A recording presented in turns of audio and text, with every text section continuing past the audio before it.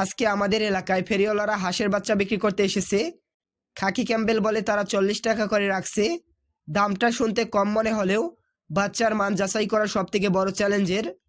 মুরগির তুলনায় হাঁসের খামার চাহিদা অনেক বেশি। যদি আপনি আবদ্ধ অবস্থায় শুধু কেনা ফিড দিয়ে হাঁসের চাষ করতে চান তবে লাভ করা প্রায় অসম্ভব। হাঁস পালনে তখনই লাভ করা সম্ভব যখন আপনার এলাকায় চারণভূমি বা মুক্ত জলাশয় থাকে। যদি হাঁস নিজের খাবার নিজে খুঁজে নিতে পারে, যেমন শামুক রয়েছে, পানা রয়েছে বা ধান ক্ষেতের অবশিষ্ট অংশ রয়েছে, তবে এটি লাভজনক প্রজেক্ট হবে। যারা আমার মতো মুরগির খামার করেন তারা জানেন মুরগি অনেক সেন্সিটিভ।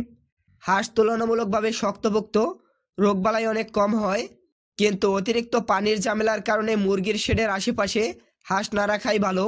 আপনার এলাকায় কি এরকম ফেরিওয়ালা বাচ্চা বিক্রি করতে আসে? তারা কি সঠিক জাত দিচ্ছে? আর যারা অলরেডি হাঁস পালন করতেছেন তারা কি মনে করেন মুক্ত পদ্ধতিতে ছাড়া কি হাঁস পালন করলে লাভবান হওয়া সম্ভব? কমেন্টের মাধ্যমে জানিয়ে দেবেন। যারা খামার রিলেটেড ভিডিও এবং কৃষি সম্পর্কে বিভিন্ন ভিডিও পেতে চান আমাদের চ্যানেলটি সাবস্ক্রাইব করবেন। ধন্যবাদ সকলকে।